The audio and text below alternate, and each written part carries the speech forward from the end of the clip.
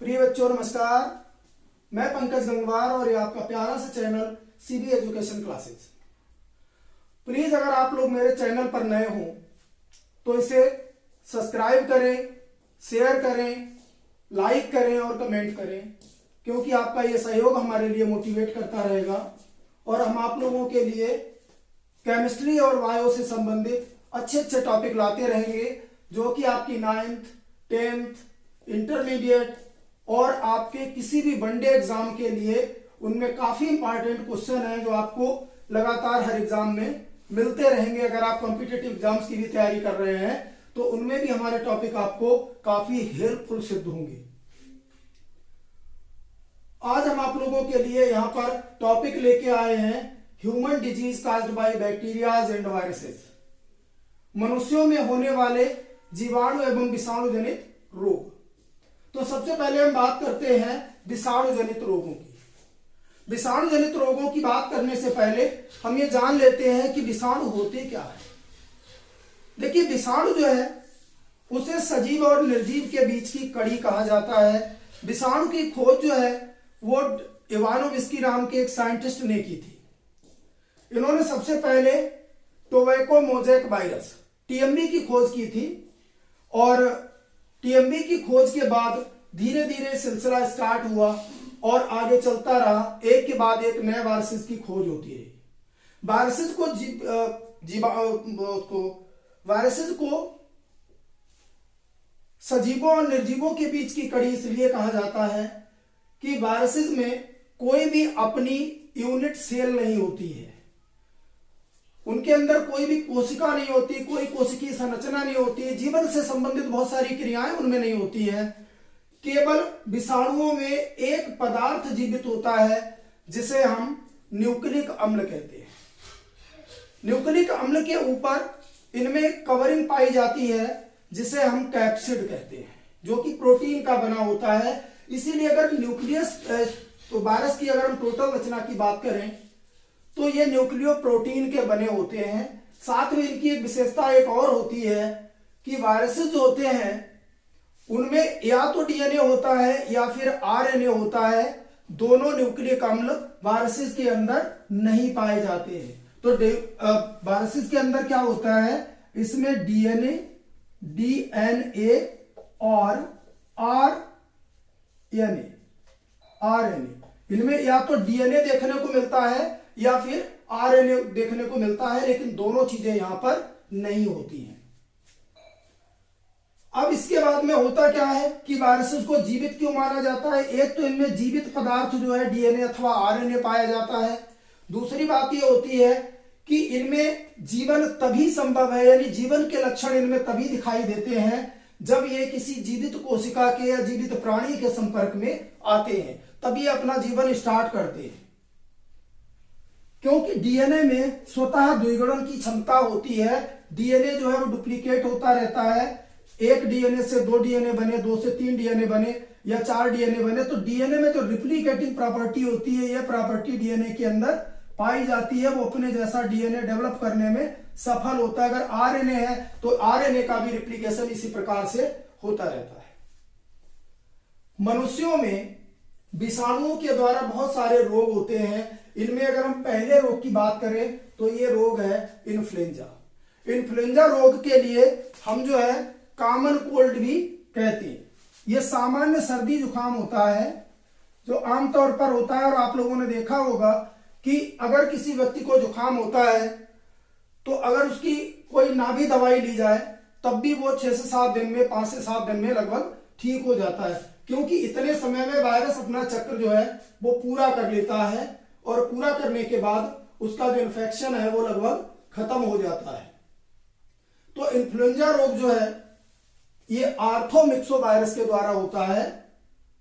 और इसके बाद चिकन पॉक्स देखिए, इसका जो है बहुत बड़ा प्रकोप रहा है और ये एक तरह महामारी की तरह ये चीजें डेवलप हुआ करती थी। पहले आप लोगों ने कभी सुना हो कि चेचक नाम की एक बीमारी होती थी, चिकन पॉक्स, और इसमें 2 तरह की स्थितियां देखने को मिलती थी। एक तो शरीर पर बड़े बड़े दाने निकलते थे और दूसरी एक थी जिसमें छोटे छोटे डॉट्स निकलते थे, और इनमें शरीर में तेज फीवर हो जाता था और बहुत ज्यादा जलन वगैरह पड़ती थी, शरीर पर फफोले पड़ जाते थे। धीरे धीरे अगर उन दागों को, अगर उन डॉट्स को अगर खुरेद दिया जाता तो उनमें स्पॉट्स पड़ जाते थे।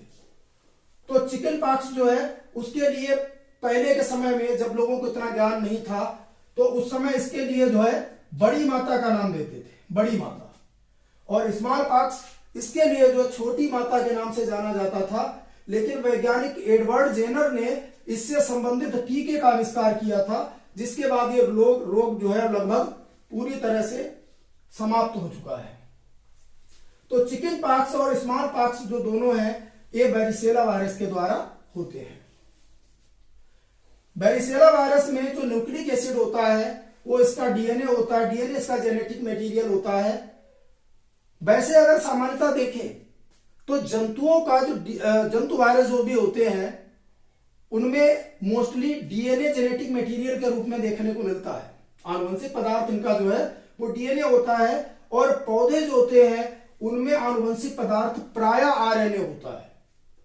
लेकिन जो ह्यूमन को इन्फेक्ट करने वाले वायरस हैं, जो मनुष्यों में रोग पैदा करने वाले वायरस हैं, वो मोस्टली आरएनए वायरस होते हैं। जैसे इन्फ्लुएंजा वायरस है, इसमें भी आरएनए होता है। कौन सा वायरस होता है इसमें? आरएनए होता है। इस वायरस में जो जेनेटिक मटेरियल है वो आरएनए होता है। चिकन पॉक्स इसमें जो है डीएनए होता है, स्मॉल पॉक्स में डीएनए होता है। ये दोनों वैरिसेला वायरस के द्वारा होते हैं। इसके बाद बात करते हैं हम मम्प्स की। जब मम्प्स की बात करते हैं तो मम्प्स जो है ये पैरामिक्सो वायरस के द्वारा होता है। किसके द्वारा होता है? ये पैरामिक्सो वायरस के द्वारा होता है। और पैरामिक्सो वायरस के द्वारा ये होता है, इसको कॉमनली हम लोग जो है वो गलसुए नाम से जानते हैं। हम लोगों के यहाँ पर गिल्ट जैसी मोटे मोटे स्वेलिंग जैसी आ जाती है और इसमें काफी दर्द होता है। ये वास्तविकता में अगर हम देखें तो ये पैराटिड ग्लैंड्स का इन्फेक्शन होता है एक तरीके से, जो इस वायरस के द्वारा काज होता है। और इसका जो पॉजिटिव वायरस है वो होता है पैरामिक्सो वायरस। इसके बाद हम बात करते हैं मीजल्स की और जर्मन मीजल्स की। मीजल्स जो है वो रूबियोला वायरस के द्वारा होता है। मीजल्स रूबियोला वायरस के द्वारा होता है, और जर्मन मीजल्स जो है ये रूबेला वायरस के द्वारा होता है। इसमें स्पेलिंग में, इनके नाम में बहुत थोड़ा सा फर्क है। जर्मन मीजल्स ये अगर किसी प्रेग्नेंट लेडी को होता है तो उसमें प्रॉब्लम ये क्रिएट हो जाती है कभी कभी कि जो उसका बच्चा जो भी है अगर वो जन्म लेता है तो उसमें डीफनेस है, मेंटल रिटार्डेशन है, इस टाइप के लक्षण उसमें देखने को मिल जाते हैं। इसके बाद हम बात करते हैं रेबीज की। और रेबीज जो है ये रेबिडो वायरस के द्वारा होता है। रेबीज किसके द्वारा होता है? रेबिडो वायरस के द्वारा होता है। और इस रोग को, जो रेबीज रोग है, इसके लिए हम हाइड्रोफोबिया के नाम से भी जानते हैं। और हाइड्रोफोबिया, हाइड्रो का मतलब होता है वाटर से यहाँ पर, और फोबिया का मतलब होता है डर से। तो हाइड्रोफोबिया हो जाने की स्थिति में क्या होता है कि इस रोग के प्राणी को पानी से डर लगने लगता है। वो ना पानी पीना चाहता है, ना पानी को छूना चाहता है, उसको पानी से ज्यादा डर क्रिएट हो जाता है। और आप लोग जानते होंगे ये जो है कुत्ते के काटने से होता है। अगर कोई मैड डॉग है, कोई पागल कुत्ता है, अगर पागल कुत्ता काट ले तो उसमें हाइड्रोफोबिया होने की संभावना बहुत ही ज्यादा प्रबल हो जाती है। इसके बाद हम बात करें, अगला है हमारे पास ये पोलियो वायरस। पोलियो जो होता है इसमें एक तरह की मस्कुलर डिस्ट्रॉफी हो जाती है, क्योंकि पोलियो की स्थिति में जो स्पाइनल कार्ड है, क्योंकि हमारी ब्रेन से आगे की ओर जब हम बढ़ते हैं तो रीढ़ से होता हुआ एक न्यूरल कैनाल होती है, और उस कैनाल से निकलता हुआ जो पूरा एक ये समझ लीजिए जैसे केबल होती है, तो पूरी एक केबल जाती है जिसे स्पाइनल कार्ड बोलते हैं। और स्पाइनल कार्ड से बहुत सारी स्पाइनल नर्व्स निकलती हैं, कपालीय ये तंत्रिकाएं निकलती हैं इससे। तो ये जब तंत्रिकाएं निकल करके पूरे हम लोगों का जो लोअर बॉडी पार्ट्स है उस पूरे बॉडी पार्ट्स को ये एक्टिव करती है। इनमें हाथ पैर हैं और बाकी बॉडी की और सारी जो भी फिजियोलॉजी है जिसके द्वारा जो भी हम कार्य करते हैं। तो ये मोस्टली जो है इन्फेक्शन होता है ये लंग्स वगैरह लेग्स वगैरह में दिखाई देता है, मतलब मुख्य रूप से ये पैरों में दिखाई देता है। तो पैरों में इसके ज्यादा देखे गए हैं और इसके कारण हमारे समाज में जो हमारा पूरा ह्यूमन बीइंग है इसमें विकलांगता इस पोलियो की वजह से बहुत दिखाई दी है। लेकिन पोलियो वैक्सीन जे-साल्क ने इसको बनाया था और इनके वैक्सीनेशन के बाद गवर्नमेंट के द्वारा बहुत लंबा इसका एक प्रोग्राम चलाया गया, ओपीवी ओरल पोलियो वैक्सीन घर घर जाकर पिलाई गई। तो इसके द्वारा धीरे धीरे लगभग ये अब खत्म हो चुका है। तो ये किसके द्वारा होता है, इसमें कौन सा वायरस कार्य करता है, तो ये एंटीरो वायरस है। इसके बाद बात करते हैं फिर हम एड्स वायरस की। देखिए एड्स जो है इसका पूरा नाम होता है acquired immuno deficiency syndrome, acquired immuno deficiency syndrome, और ये एचआईवी के द्वारा होता है, ह्यूमन इम्यून वायरस। तो इसमें क्या होता है, ये इसका जो इन्फेक्शन का जो तरीका होता है वो या तो ये सेक्सुअल कांटेक्ट से होता है या फिर ब्लड कांटेक्ट से। किसी भी तरह का अगर ब्लड कांटेक्ट होता है दो लोगों के बीच या इन्फेक्टेड पर्सन और एक नॉर्मल पर्सन के बीच होता है तो इसमें जो है इन्फेक्शन की संभावनाएं होती हैं। इसके बाद हम बात करते हैं कोरोना की, क्योंकि कोरोना की मार जो है अभी हम लोग झेल रहे हैं उसे पूर्ण रूप से उभरे नहीं है। तो कोरोना जो है और ये काज होता है कोविड-19 वायरस से, इसका जो पॉजिटिव वायरस है उसको नाम दिया गया है कोविड-19। तो इनमें इतने वायरसेस में से अगर हम देखें तो केवल चिकन पॉक्स और स्मॉल पॉक्स दो ऐसे वायरस हैं जो डीएनए जिनमें जेनेटिक मटेरियल होता है, लेकिन बाकी सभी वायरसेस में आरएनए जेनेटिक मटेरियल होता है। इसमें भी आरएनए जेनेटिक मटेरियल है, यहां भी आरएनए जेनेटिक मटेरियल है, यहां भी आरएनए जेनेटिक मटेरियल है, यहां भी आरएनए जेनेटिक मटेरियल है,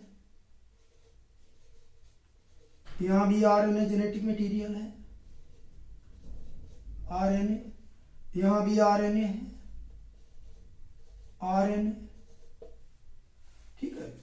तो यहां लगभग हर आरएनए जो है जेनेटिक मटेरियल के रूप में हमें देखने को मिलता है। दूसरी कैटेगरी हम देखते हैं बैक्टीरियल डिजीजेस की। तो बहुत सारे ऐसे रोग होते हैं जो हम लोगों में जीवाणुओं के द्वारा होते हैं। तो जीवाणुओं के द्वारा कौन कौन से होने वाले रोग हैं, इसमें हम पहले रोग की बात करते हैं। देखिए बैक्टीरिया के बारे में थोड़ा जान लें। बैक्टीरिया जो है ये विटेकर के क्लासिफिकेशन में मोनेरा में रखे गए हैं। एक संघ आता है मोनेरा, मोनेरा में इनको प्लेस किया गया है क्योंकि मोनेरा का मतलब होता है यहां पर कि जिनमें प्रो टाइप का यानी पुराने टाइप का केंद्रक होता है या पूरी तरह की जो व्यवस्था होती है, कहने का मतलब ये प्रोकैरियोटिक सेल्स होती है।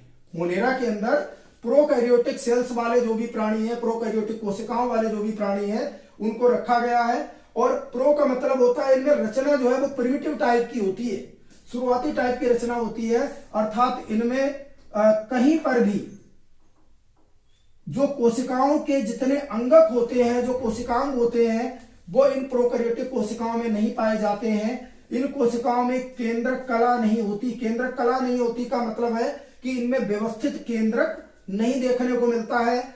इनमें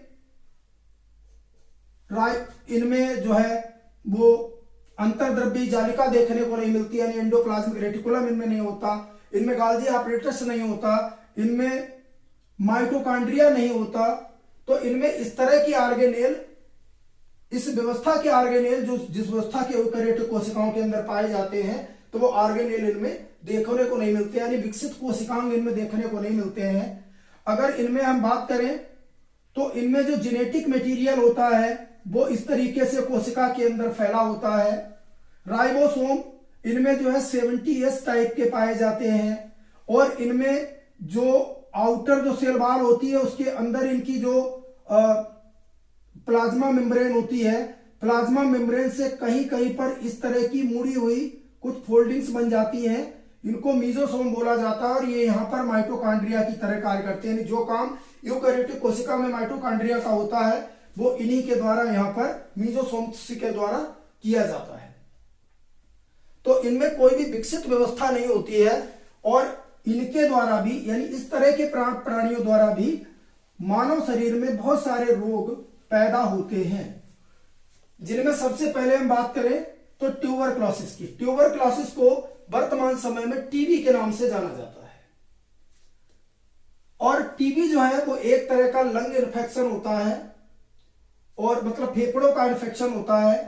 इसमें खांसी आना, सांस पूर्ण रूप से ना आना, क्योंकि बहुत सारी जो एक तरह की जैसे मोस्टली लंग इन्फेक्शन है, लेकिन इसके अलावा इसमें जो है ये हड्डियों में, ब्लड में, सारी जगह जब ये पूर्ण रूप से विद्यमान हो जाता है तो अंततोगत्वा ये जो है इसमें किसी व्यक्ति की जो है अगर ज्यादा इन्फेक्शन हो जाता है तो मौत भी हो जाती है। और इसका कॉजेटिव बैक्टीरिया जो होता है तो वो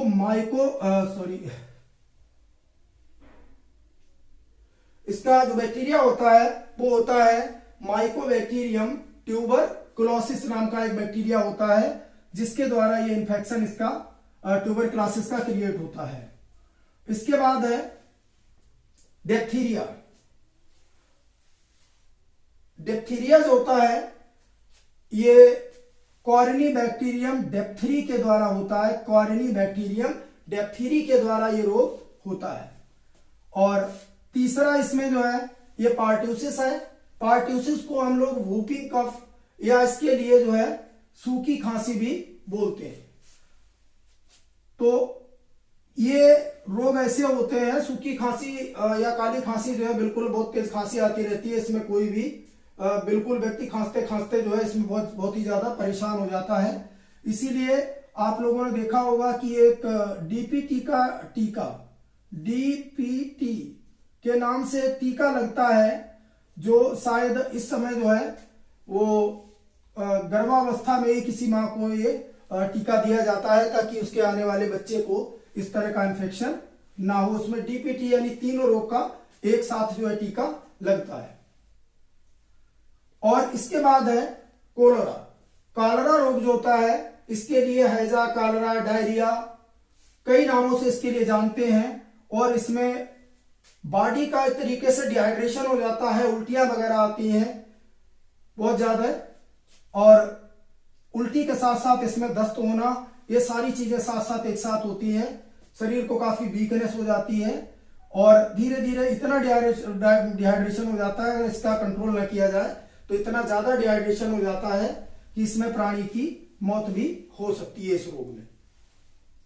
तो ये जो है विब्रियो कोलेरी के द्वारा होता है। किसके द्वारा होता है? कौन सा बैक्टीरिया है? ये बैक्टीरिया होता है विब्रियो कोलेरी होता है। विब्रियो कोलेरी नाम का एक बैक्टीरिया होता है जिसके द्वारा ये कॉलेरा रोग होता है। इसके बाद है टिटेनस रोग। टिटेनस रोग जो होता है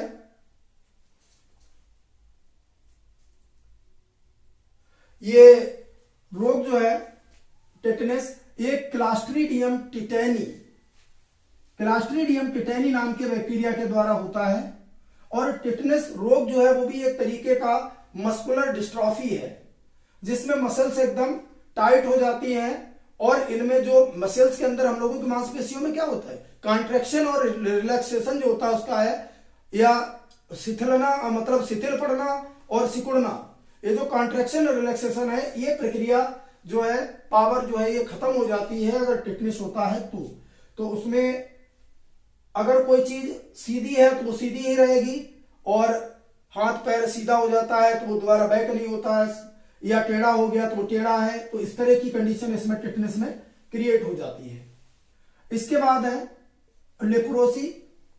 और लेप्रोसी के लिए आमतौर पर इसके लिए क्या कहा जाता है, कोड़ भी इसको बोलते हैं लेप्रोसी।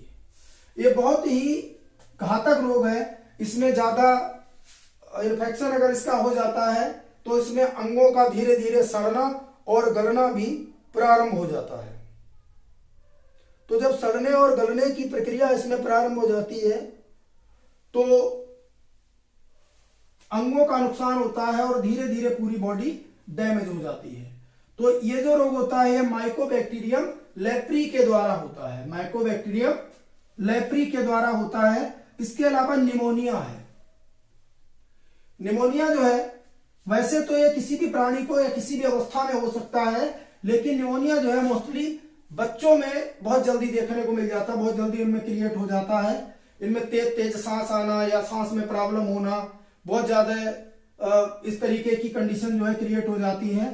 तो इसका जो पॉजिटिव बैक्टीरिया होता है ये डिप्लोकोकस निमोनी होता है। कौन सा बैक्टीरिया होता है? डिप्लोकोकस निमोनी होता है। और इसमें देखिए टाइफाइड है। टाइफाइड जो रोग होता है ये मोस्टली जो है वैसे जो इसका बैक्टीरिया होता है तो बैक्टीरिया होता है इसका सैल्मोनेला टाइफी।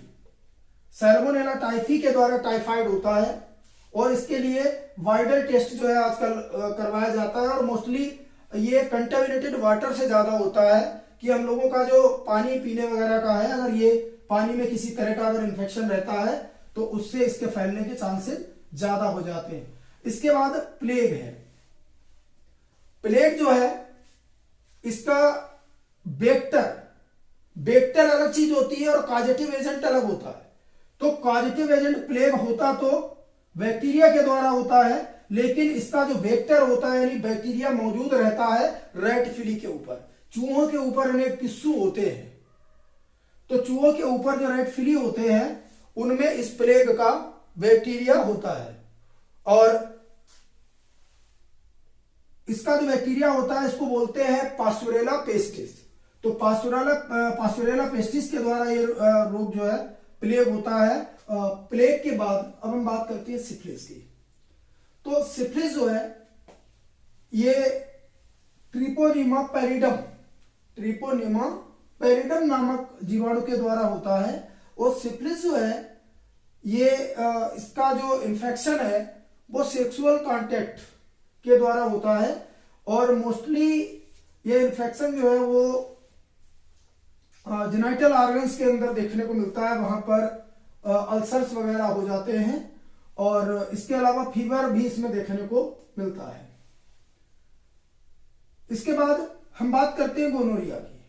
गोनोरिया जो है इसका पॉजिटिव बैक्टीरिया जो है वो नाइजीरिया गोनोरी नाम का एक जीवाणु होता है। नाइजीरिया गोनोरी नाम का एक जीवाणु होता है। और ये भी जो है वो सेक्सुअल कांटेक्ट के द्वारा ही होता है। और इसमें भी इसी तरह की समस्याएं जननांगों में देखने को मिलती हैं जिस तरह की सिफिलिस में देखने को मिलती हैं। इसके बाद हम बात करते हैं जॉइंटिस की। जॉइंटिस या इसे हम अपनी बोलचाल की भाषा में पीलिया भी कहते हैं। इस रोग में लिवर जो है मोस्टली देखा जाता है कि लिवर इन्फेक्टेड होता है। और जब इसमें लिवर इन्फेक्टेड होता है तो इसमें तो बिलिरुबिन कंटेंट जो लिवर के द्वारा स्रावित होने वाला बाइल जूस जो है, इस बाइल जूस की मात्रा ब्लड के अंदर बढ़ जाती है। ब्लड के अंदर बिलिरुबिन कंटेंट बढ़ जाता है, हीमोग्लोबिन डिस्ट्रॉय होने लगता है यानी हीमोग्लोबिन का बेटन होने लगता है। और शरीर में रक्त की कमी हो जाती है और पीला रंग जो है शरीर में ज्यादा दिखाई देने लगता है। शरीर में आंखें पीली हो जाती है, नाखून पीले हो जाते हैं, स्किन से कुछ पीला पीला जैसा दिखने लगता है।